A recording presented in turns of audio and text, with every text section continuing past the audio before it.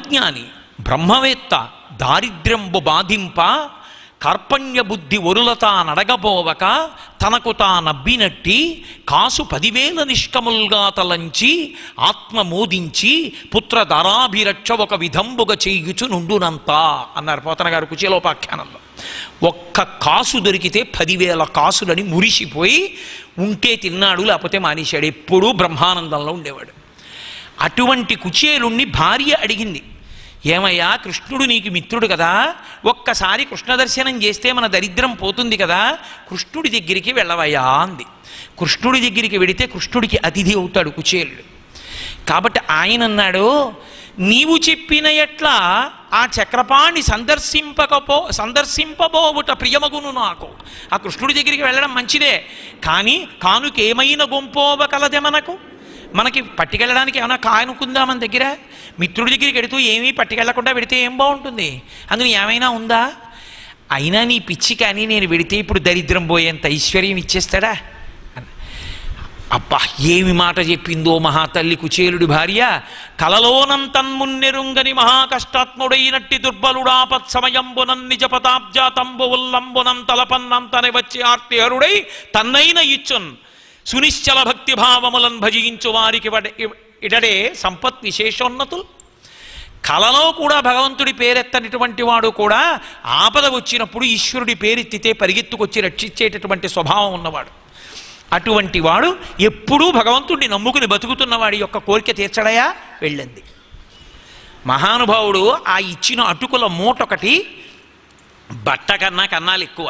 కుచేలము అంటే చిరిగిపోయిన బట్ట, దాంట్లో మూట కట్టుకుని ఉత్తరీయంలో వెళ్ళాడు.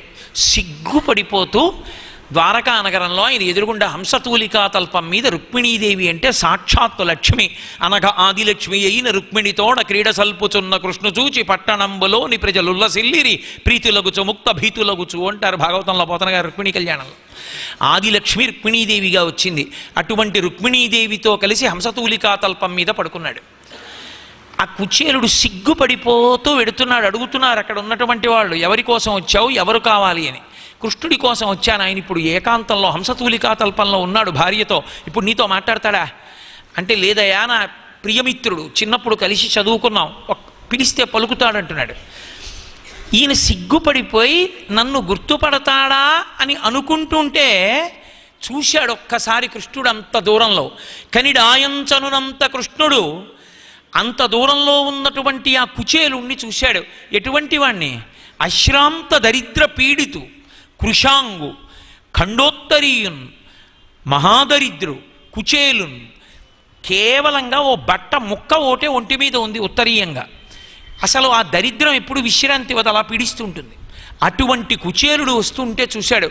సంభ్రమ విలోలుండై దిగం తల్పమున్, గబగబా మంచం నుంచి దూకేశాడు, పరిగెత్తుకుంటూ వెళ్ళిపోయాడు. గట్టిగా కౌగిలించేసుకున్నాడు. ఎన్నాళ్ళకొచ్చావో ఈ కుచేలా అన్నాడు. అతిథి సత్కారం అంటే ఏమిటో నేర్పాడు మనకి కృష్ణ భగవానుడు. తీసుకొచ్చి గబగబా హంసతూలికా తల్పం మీద కూర్చోబెట్టాడు. తను రుక్మిణీదేవితో కలిసి పడుకునేటటువంటి హంసతూలికా తల్పం అది.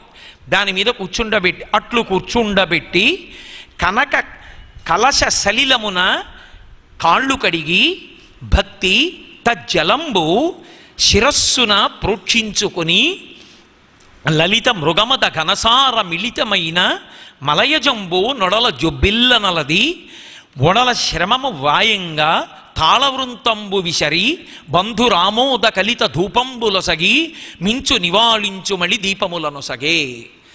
తీసుకొచ్చి కూర్చోపెట్టి, ఓయ్ రుక్మిణి చూస్తామేమిటో, మహానుభావుడు బ్రాహ్మణుడు బ్రహ్మవేత్త నా స్నేహితుడు కుచేలుడు, ఏమనుకుంటున్నావు, పట్రా బంగారు చెంబుతో నీళ్ళు అని పళ్ళెం పెట్టి రుక్మిణీదేవి పోస్తూ ఉంటే ఆ కాళ్ళు కడిగి పరమభక్తితో ఆ నీళ్లు తన తల మీద చల్లుకుని ఆ పళ్ళెం తీసేసి ఉత్తరీయంతో ఆ కాళ్ళు తుడిచి కూర్చోపెట్టి గంధం తీసి పట్టరావోయని ఆయన ఒళ్ళంతా గంధం రాసి విసినికర్ర పట్టుకొచ్చి ఆయనకి విసిరి మంచి ధూపం తీసుకొచ్చి ఆయనకి వేసి దీపములతో హారతిచ్చి కూర్చోపెట్టి దగ్గరగా జరిగి ఆయన డొక్కలో చెయ్యేసి, మిత్రమా ఎన్నాళ్ళకు వచ్చావోయ్, మన ఇద్దరం గురుకుల వాసన్ని గుర్తుందో అని ఎన్నో అడిగి నా కోసం ఏదో తెచ్చుంటావులే అని బ్రహ్మాండమైన భోజనం పెట్టి కాళ్ళొత్తి మంచి కబుర్లాడి పక్కన కూర్చుని వెతికి వెతికి ఆ తెచ్చినటువంటి అటుకుల మూటలో ఉన్న అటుకులు, అది అతిథి పట్ల ప్రీతి అంటే.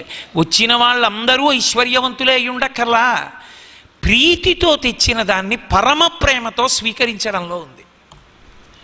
భగవాన్ రమణులు కూర్చునుండగా మహారాణి వారు పెద్ద పెద్ద లడ్లు పంపించారు. అందరికీ లడ్లు పెట్టి రమణ మహర్షి కూడా లడ్డు తినబోతున్నారు.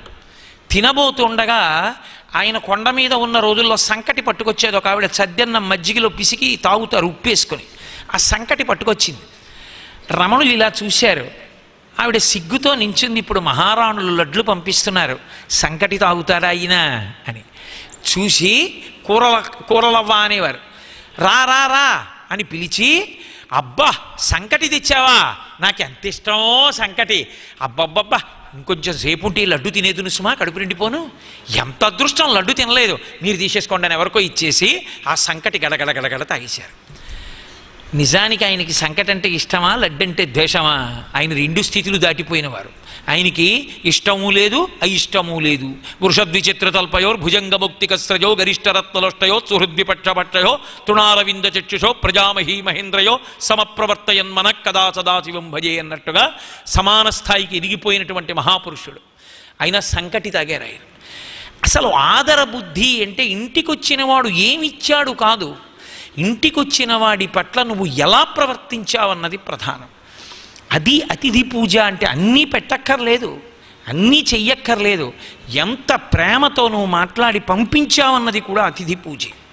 కాబట్టి వచ్చిన వాడిని కూర్చోపెట్టి ఇన్ని తిని ఇన్ని మాట్లాడి అటుకుల మూట విప్పుకుని తానే తీసుకుని ఇలా తినేశాడు. పరపర పరపర నవ్వులుతా, అబ్బా ఇంత బాగున్నాయో అటుకులు. ఇంకొకసారి నోట్లో వేసుకోబోతున్నాడు. మురహరుడు పిడికెటటుకుల కరమప్పక నారగించి కౌతూహలి అయి మరి ఒక పిడికెడు కొన తత్కరమప్పుడు పట్టె కమల కరకమలమునన్ అన్నారు పోతన గారు. ఒక పిడికెడు అటుకులు తిని మళ్ళీ కాసిన అటుకులు పోసుకుని ఇలా తినబోతుంటే రుక్మిణీదేవి రూపంలో ఉన్న లక్ష్మీదేవి వచ్చి కృష్ణుడి చేయి పట్టుకుని చాలు చాలు చాలు, ఒక పిడికెడు తింటే ఏమిచ్చారో నాకు తెలిసి ఇక తినకండి. ఎందుకని ఇంకొక పిడికెడు తింటే నన్ను మిమ్మల్ని కూడా ఆయనకి ఇచ్చేసుకుంటారు మీరు. అప్పటికే ఇచ్చేశాడు ఐశ్వర్యం అంతా అక్కడ. అది అతిథి పూజ. అతిథి రూపంలో వచ్చిన వాణ్ణి నీకేముందో దాంతో ప్రీతితో నువ్వు సేవించగలగాలి. ఆ ప్రీతితో ఆదర బుద్ధితో వచ్చినవాడు ఈశ్వరుడు అన్న భావనతో నువ్వు ఎంత పూజ చేస్తున్నావు కాదు. ఆ అందుకే అతిథి రూపంలో పరమేశ్వరుడి కన్నా గొప్పవాళ్ళు వస్తారు ఒక్కొక్కసారి. అందుకే శాస్త్రంలో మినహాయింపు ఉంది, పూజ చేస్తుంటే లేవకూడదు.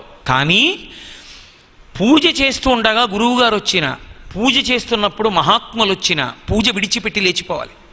లేచిపోయి ముందు వెళ్ళి గురువుగారికి నమస్కారం చేసి ఆయన దగ్గర కూర్చుని ముందు ఆయన ఎందుకు వచ్చారో కనుక్కుని పంపించి పూజ చేయాలి తప్ప, నేను పూజ చేసుకుంటున్నాను కాబట్టి గురువుగారిని చూడనన్నారనుకోండి, పరమేశ్వరుడు కూడా రక్షించాడు. అతిథి రూపంలో వచ్చినవాడు మహాత్ముడైతే అంత శక్తి ఈశ్వరుడు కూడా ఒప్పుకోడు. ఆయనని సేవించకుండా తన దగ్గర కూర్చుంటే. గజేంద్రమోక్షణ కథలో అదే కదూ జరిగింది. ఎందుకు ఏనుగయ్యాడు అంటే, ఒకనాడానృపుడచ్యుతున్మనములో ఊహించుతున్మౌని అయ్య కళంక స్థితియున్నచో కలచుజుండచ్చోటికిన్ వచ్చి లేవక పూజింపకయున్న మౌనికని నవ్యక్రోధుడై మూఢాలుబ్ధ కరీంద్రోత్తమ యోని పుట్టుమని శాపం బిచ్చభూవల్లభ. ఒకనకొకప్పుడు ద్రవిడ దేశపు ఇంద్రజుమ్నుడనేటటువంటి రాజు అంతఃపురాన్ని విడిచిపెట్టి ఒక కొండ మీద ఉన్నటువంటి ప్రశాంత ప్రదేశంలో కూర్చుని అష్టాక్షరి మహామంత్రాన్ని జపం చేస్తున్నాడు. అగస్త్యుడు వచ్చాడు. నేను జపం చేసుకుంటున్నాను, అగస్త్యుడు వస్తే ఏమిటని కూర్చున్నాడు. మహాత్ముడు అగస్త్యుడంటే ఆయన వచ్చినప్పుడు లేచి నమస్కరించి అర్ఘ్యపాద్యాదులు ఇచ్చుంటే తరించిపోయి ఉండేవాడు. కానీ నేను జపం చేసుకుంటున్నాను లేవనన్నాడు. నేను వచ్చినప్పుడు లేవని కారణం చేత కొన్ని కోట్ల జన్మలు పడిపోతావు కిందకి, నిన్ను రక్షించడానికి ఒక్క జన్మతో పాపం పోవడానికి శాపం ఇస్తున్నానన్నాడు. తన గొప్పతనం కోసం కాదు, రక్షించడానికి. నువ్వు తమోగుణంతో ప్రవర్తించావు కాబట్టి వచ్చే జన్మలో ఏనుగై పుడతావు, ఈ జన్మలో జపం చేశావు కాబట్టి ప్రాణోత్క్రమణ వేళ పరమేశ్వరుడు గుర్తొచ్చి అప్పుడు శరణాగతి చేస్తావు, వరం ఇచ్చాడు. అందుకని ప్రాణం పోతుంటే శరణాగతి చేసి విష్ణువుని పిలిచాడు, ఏనుగై పుట్టవలసి వచ్చింది. మహాత్ములు వచ్చినా గురువులు వచ్చినా పూజ కూడా విడిచిపెట్టి ముందు వారి దగ్గరికి వెళ్ళి నమస్కారం చెయ్యాలి. అతిథి రూపంలో పెద్దలు వస్తే అంత శక్తివంతం, ఈశ్వరుడి కన్నా అధికులై ఉంటారు అతిథులు. కాబట్టి అతిథి దేవో భవ అని శాస్త్రం అన్నది అంటే అంత మర్యాదతో కూడుకున్న వాక్యం. అమర్యాద అంటే అతిథి పూజ చెయ్యకుండుట అన్న మాటకు అర్థం ఏదో ఇంటికి వచ్చిన వాళ్ళకి అన్నం పెట్టకుండా ఉండడము అని కాదు. నువ్వు అన్నం పెట్టావా పలహారం పెట్టావా దాంతో లెక్కుండదు. నీ మర్యాద ఎటువంటిది అన్నది ప్రధానమై ఉంటుంది.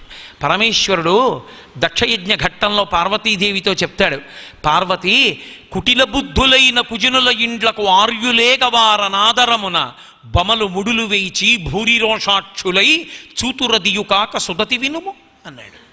వాళ్ళకి తెలియదు పార్వతి, వాళ్ళు ఏం కోల్పోతున్నారో వాళ్ళకి తెలియదు. దుర్మార్గులైనటువంటి వాళ్ళు ఏం చేస్తారో తెలుసా? కుటిల బుద్ధులైన కుజనులు ఆర్యులేగవారనాదరమున పరమ భాగవతోత్తములు, పూజనీయులు, మర్యాదస్తులు, గౌరవనీయులు, పెద్దలైనటువంటి వారు ఇంటికెడితే ఆదర బుద్ధితో తలుపు తీసి రండి అనరు.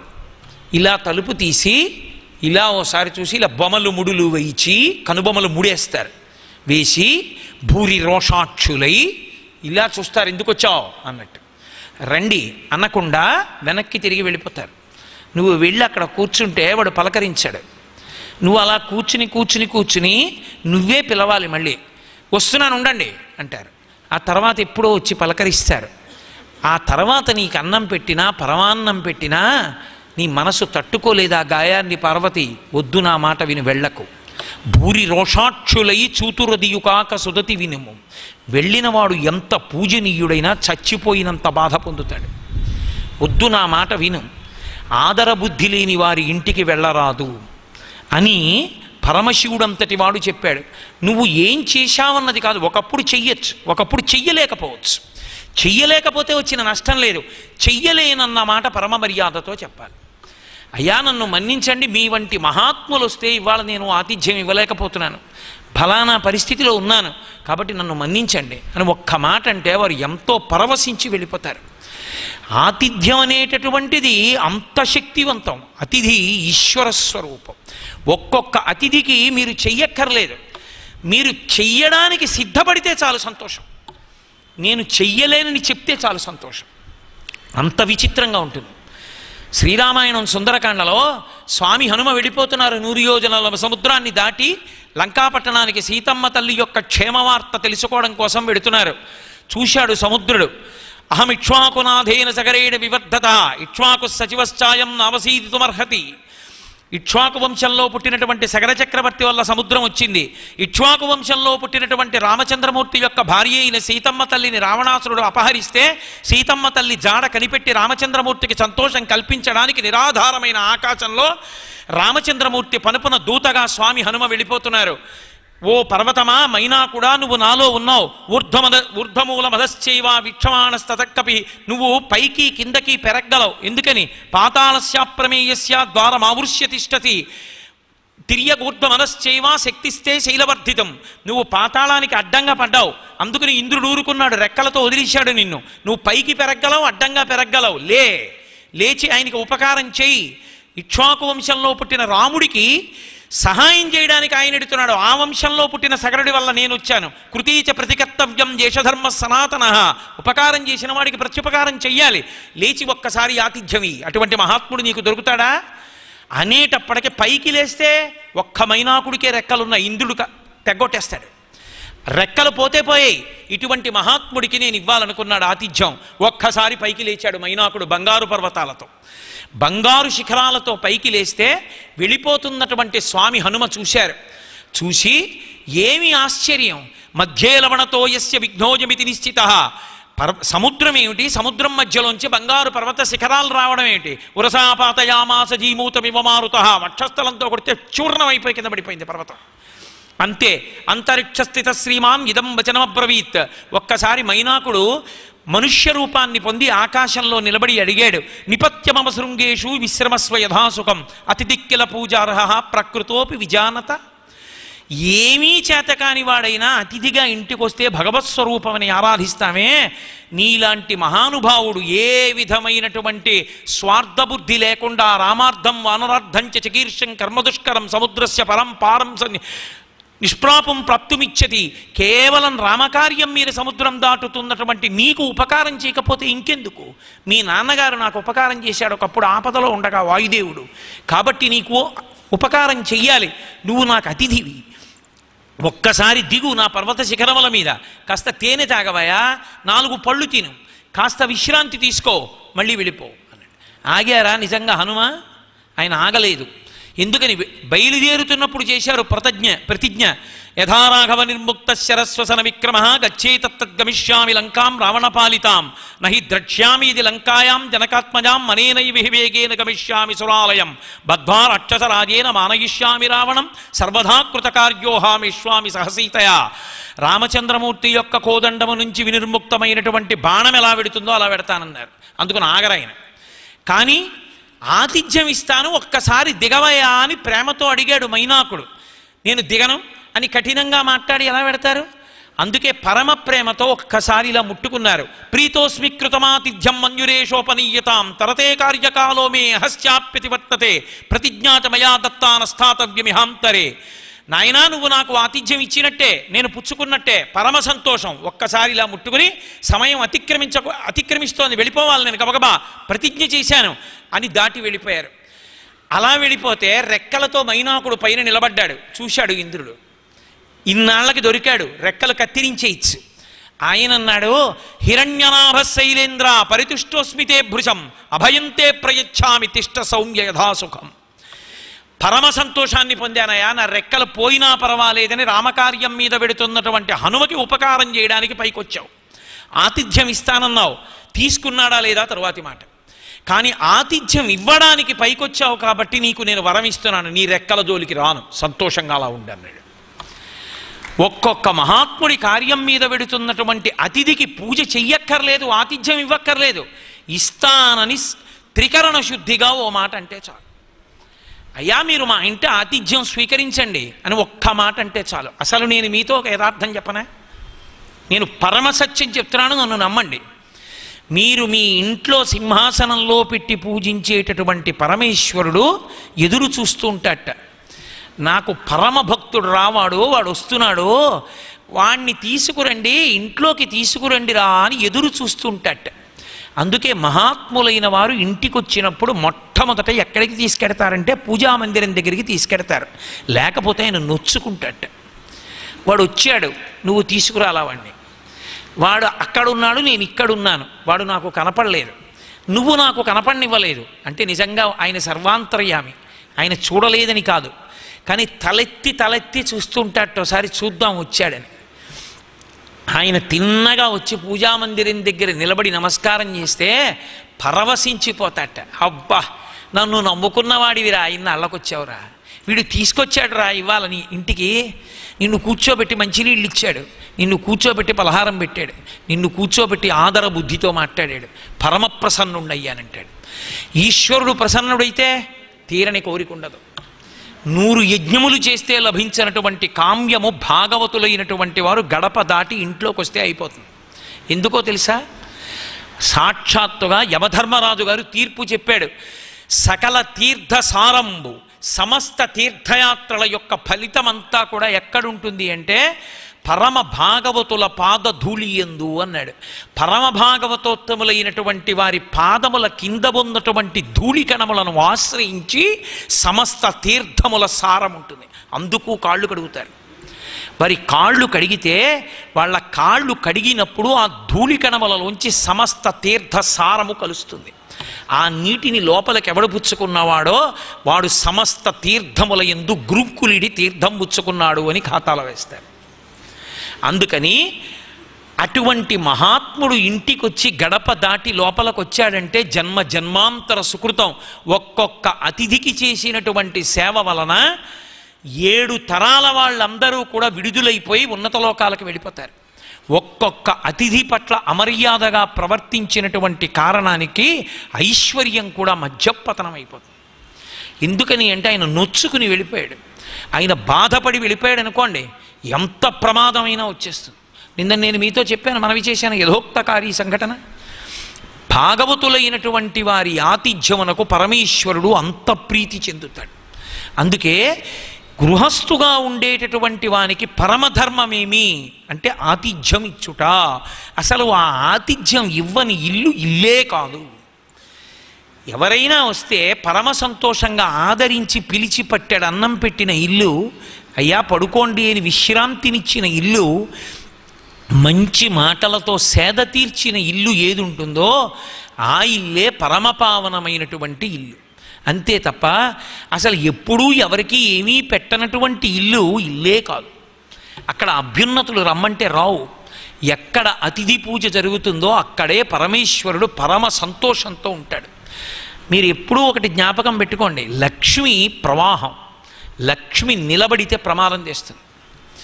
అందుకే బహుశా కరెన్సీ అంటారేమో.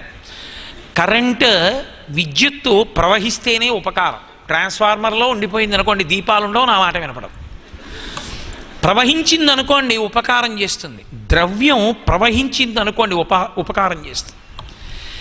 ఖర్చు పెట్టారనుకోండి, అంటే దానం చేశారనుకోండి, అది ఉపకారం చేసేస్తుంది, పుణ్యధనం అయి కూర్చుంటుంది. దాచుకున్నాడు అనుకోండి, ఏం పట్టుకెడతాడు తనతో? తల్లి గర్భము నుండి ధనము తాడెవ్వడు వెళ్ళిపోయడినాడు వెంటరాదు, లక్షాధికారైన లవణమన్నమె కాని మెరుగు బంగారంబు మింగబోడు, విత్తమార్జన చేసి విర్రవీగుటె కాని కూడబెట్టిన సొమ్ము కుడువలేడు, పొందుగా మరుగైన భూమి లోపల పెట్టి దాన ధర్మము లేక దాచి దాచి, తుదకు దొంగలకిత్తురో దొరలకవునో తేనె జుంటీగలీయవా తెరువరులకు, భూషణ వికాస శ్రీధర్మ పురనివాస దుష్ట సంహార నరసింహ దురిత దూర. తనకి అని దాచుకుని చచ్చిపోయేటటువంటి భయంకరమైన ప్రాణి పట్టుపురుగు. అందుకే పెద్దలో మాట చెప్తుంటారు, పట్టుబట్ట కట్టుకోకండి అంటూ ఉంటారు. అలా అంటే నన్ను మళ్ళీ పట్టుబట్టలు అమ్మేవాళ్ళు తప్పడతారేమో. కాబట్టి పట్టుబట్ట కట్టుకోకండి అని ఎందుకంటారంటే అందులో అంత హింస ఉంటుంది కాబట్టి. మల్బరీ ఆకులు తెచ్చి పట్టుపురుగులకి వేస్తారు ఎంతో ప్రేమగా, వేస్తే బాగా తింటాయి. తిని తిని తిని తిని తమ నోట్లోంచి పట్టు దారాన్ని వదిలిపెడతాయి. వదిలిపెట్టి ఆ పిచ్చి పురుగు తన ఒంటికి తానే చుట్టుకుంటుంది, పట్టు కాయ ఏర్పాటు చేస్తుంది. ఏర్పాటు చేసుకుని మెత్తగా ఉంటుంది కదా, దాంట్లో పడుకుంటుంది. తనే అల్లుకుంది, దాంట్లోంచి బయటికి రావడం దానికి చేత కాదు. అందులో పడుకొని అనుకుంటుంది, మెత్తటి పట్టుపరుపు, కడుపు నిండా మల్బరీ ఆకు తిన్నాను, అమ్మయ్యా అని నిద్రపోతుంది. అది నిద్రపోయిందనుకోండి, ఇహ పైకి రాలేదు. పైకి రాలేదు కాబట్టి ఆకు తినదు కాబట్టి దారం వదలదు. ఇంకెందుకు ఆ పురుగుతో పనే ఉంది? ఆ దారం వదిలేసిందిగా, ఇక అది పడుకుంటే నాకెందుకు, పడుకోపోతే నాకెందుకు. అందుకే ఏం చేస్తారంటే, అది పడుకుని కాయ కట్టేసింది అంటే, కాయ కట్టడం పూర్తయిపోయి పురుగు పడుకుందంటే అవన్నీ తీసుకొస్తారు, బాగా నీళ్లు మరిగించి కాయలు అందులో పడేస్తారు. పడేస్తే ఈ మరుగు నీరు పట్టు దారంలోంచి లోపలికెడుతుంది, నిద్రలోంచి ఉలిక్కి పళ్ళేస్తుంది. అందులోంచి బయటికి వచ్చేద్దామని ఎంత కొట్టుకుంటుందో కొత్త ఉడికిపోయి అందులోనే చచ్చిపోతుంది. దారం కావాలి కదూ, అందుకని రాట్నానికి పెట్టి దారం లాగేస్తారు. కాయ మిగిలిపోయి అందులో ఉంటుంది, పాపం తీసి బయట బారేస్తే పందులు కాకులు తింటాయి. తనకి అని దాచుకున్నందుకు పట్టుపురుగు అలా వెళ్ళిపోయింది. వాడికి అని ఇచ్చేసినందుకు గోమాత అంత గొప్పదైపోయింది. అంత కష్టపడి గడ్డి మేసి తెచ్చిన పాలని నేను అభిషేకం చేయట్లేదు కదా అని చూడదు, వాడు చేసుకుంటాడని ఇచ్చేసింది. అందుకే పరదేవతా స్వరూపం అయిపోయింది.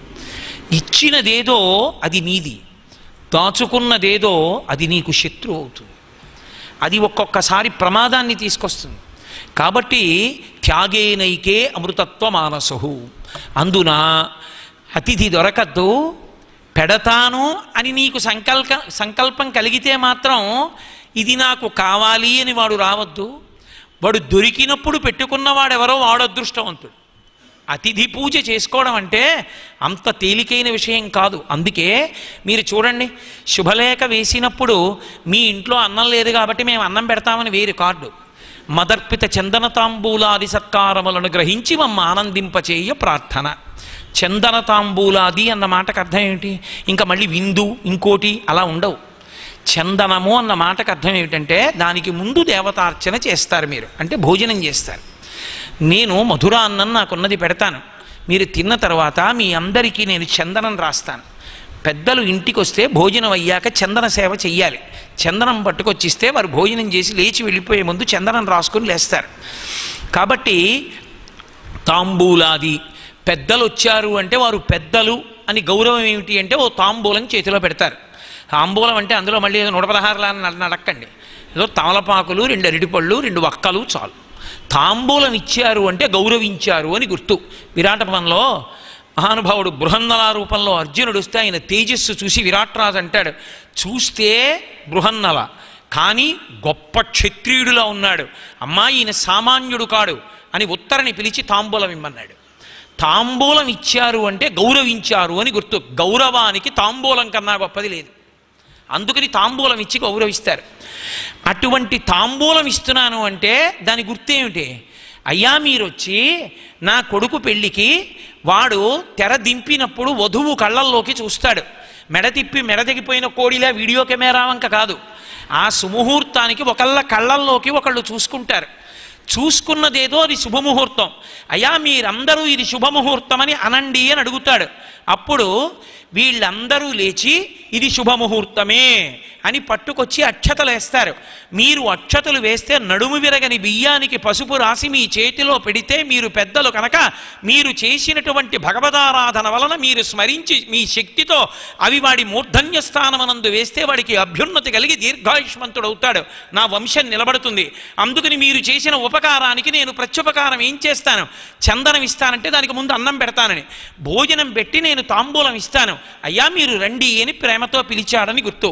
తీరా వెళ్ళిన తర్వాత ఎవడి చేతికి వాడికే ఓ చెప్పిచ్చి బూట్లు చెప్పులు వేసుకున్న వాళ్ళు వరసలో నిలబడితే అడుక్కు తిన్న వాళ్ళ పప్పు దగ్గర కూర దగ్గర పళ్ళాలు పట్టుకుని ఎడితే వాడు బూట్లు వేసుకుని పెడితే ఆ చాట్న ఈ చాట్న స్తంభాల దగ్గర నిలబడి బిక్కు బిక్కు అంటూ వీడు తింటుంటే పక్కవాడు వచ్చి మొయ్యి చేయి తెలితే వీడి కింద పడిపోతే అలోమని ఏడిస్తే ఓ చేత్తో పట్టుకుని ఓ చేత్తో నీళ్లు తాగలేక అసలు పుట్టుకతోనే కర్ణుడు సహజ కవచకుండలాలతో పుట్టినట్టు వీడు బోట్లతోనే పుట్టినట్టు బూట్లు వేసుకుని అన్నం తింటుంటే అటువంటి దిక్కుమాలిన స్థితిలో అన్నం పెడతానని పిలిచాడని అనుకోను. వాడేదో పేటేసి అధవా కుర్చీ వేసి కూర్చోబెట్టి అన్నం పెడతాడని ఆశపడి వెళ్ళాడని గుర్తు. కాబట్టి మదర్పిత చందన తాంబూలాది సత్కారములను గ్రహించి మమ్మ ఆనందింపచేయ ప్రార్థన. మీరు స్వీకరిస్తే మాకు ఆనందం. మీ వంటి అతిథులు మాకెక్కడి నుంచి వస్తారు? అతిథి దేవో భవ. శుభలేఖ వేశాడు అంటే అందులో మంగళం మహత్ శ్రీ శ్రీ శ్రీ శ్రీ శ్రీ అని రాస్తాడు. అయ్యా మీరు మంగళములను అపేక్షించి మిమ్మల్ని పిలుస్తున్నాం. మీ వంటి పెద్దల పాద స్పర్శ చేత ఆ మంటపం పునీతం అవుతుంది. వచ్చి స్వీకరించి నన్ను తరింపచేయండి. మీకు అన్నం లేదని పిలవలేదు. ఏదో అన్నదానం చేసేటటువంటి సత్రంలో 1 గంట నుంచి 3 గంటల వరకు అని బోర్డెట్టినట్టు విందు మధ్యాహ్నం 1 గంట నుండి 3-5కి వస్తే ఉండదు అని కాదు దాని అర్థం. దానికి వేళ ఏమిటి? పిలిచావు ఎప్పుడు వచ్చినా పెట్టాలి. అలా పెట్టలేకపోతే పిలవకు. అలా ఏదో దానికి ఓ టైము దాటిపోయిందని మొహం విరుచుకోవడం, వాడి మానాన వాడే పళ్ళెం పట్టుకు తిరుగుతూ ఉండడం, నువ్వు ఎక్కడో వీడియో తీయించుకోవడం ఎందుకది? అది కాదు. అది